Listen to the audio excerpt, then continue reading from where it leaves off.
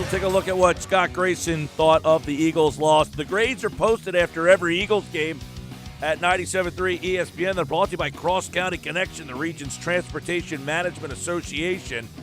They're dedicated to improving the quality of life in South Jersey through transportation solutions. Learn more about Cross County Connection online at driveless.com. So Grayson has the grades up. I can guess this one. There was four Fs, okay? I can tell you that Doug Peterson and Carson Wentz both landed in the F category with good reason. I would give Wentz probably an F- for the second straight week. He was my worst player on the field, the worst player, period. Doug Peterson wasn't close behind, was close behind him.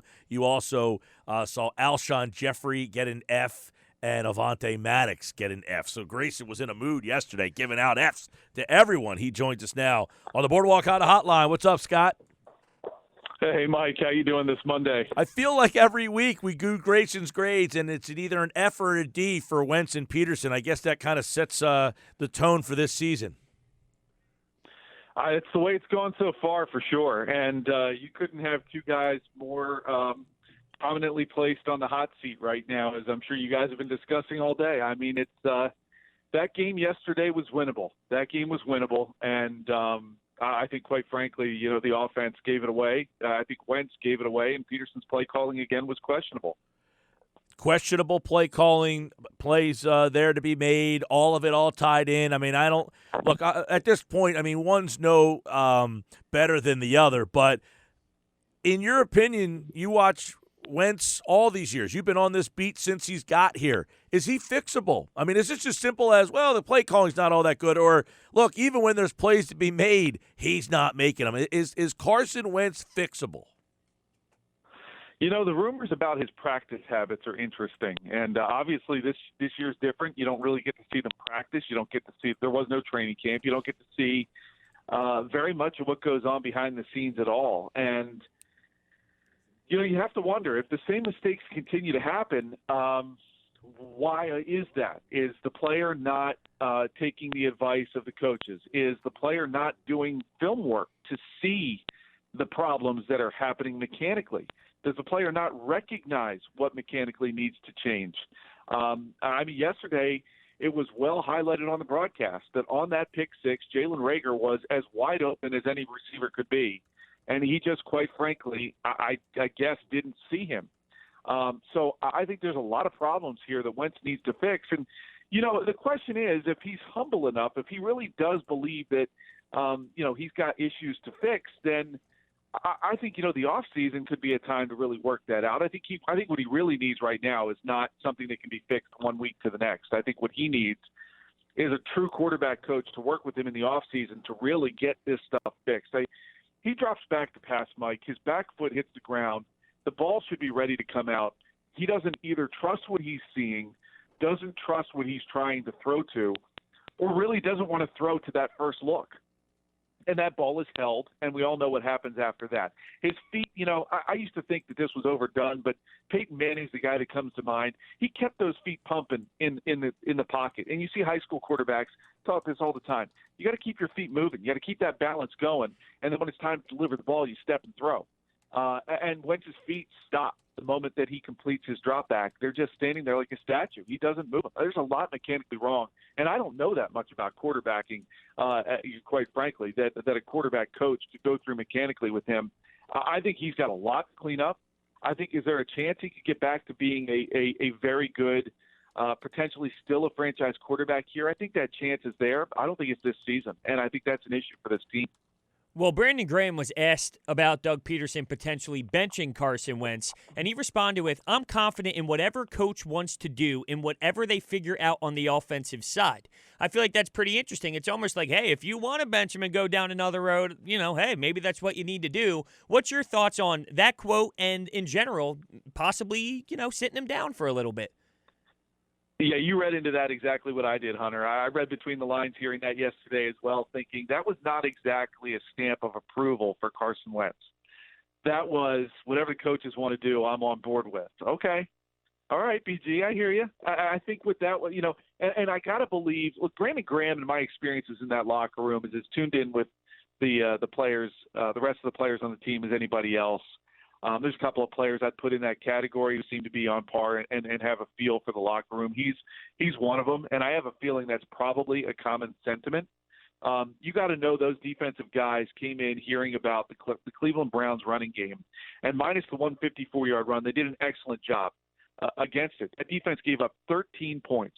You give up 13 points, you should win the game, and I got to believe those guys know and are free, quite frankly, ticked off with the way that game went, that it was a loss because of the way that they played. That was clearly a game they could turn around and point the finger at the offense and say, you guys gave up 9 points. And Carson Wentz, again, I believe is he was responsible for all 9 of those points. So you look at it, and I got to believe that locker room is starting to lose faith in Wentz. They see what's going on. And here's the big question, guys. And I thought it was masterfully asked by, I believe, Jimmy Kempski yesterday after the game. Does Doug Peterson have the power to make the decision to bench Wentz? And I've got to believe through some of the things that Doug has said, through some of the ways that he's answered some of these questions, that power does not lie with him. And I get the sense that that's not his call to make. And that's a shame. I think if you're the head coach and your neck's on the line, you got to be able to have full control over who plays that position. It's one of the most important positions on the field. And right now it's the one position, probably more than any other, that is costing this team, wins and losses.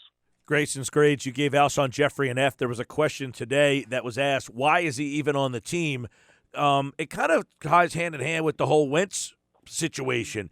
They're kind of stuck in a rock and a hard place here. Fans don't care about winning this division, it seems like right now. But doesn't the organization owe it to themselves to try to win the division, which means you're kind of stuck between this playing younger players and getting a look at them and trying to win the division with your veterans? Well, what I feel like they're doing is trying to put a square peg in a round hole with Alshon Jeffery. I mean, if you look out on that field, it's like, where's Waldo? What doesn't fit here? And Jeffery, to me, doesn't seem like he fits with his attitude. That one play on the interception, to me, encapsulates everything that Alshon Jeffery has been over the last year or so here. We all know, the word came out. He was basically the guy that talked to Josina Anderson that started all the stuff on Wentz in the past.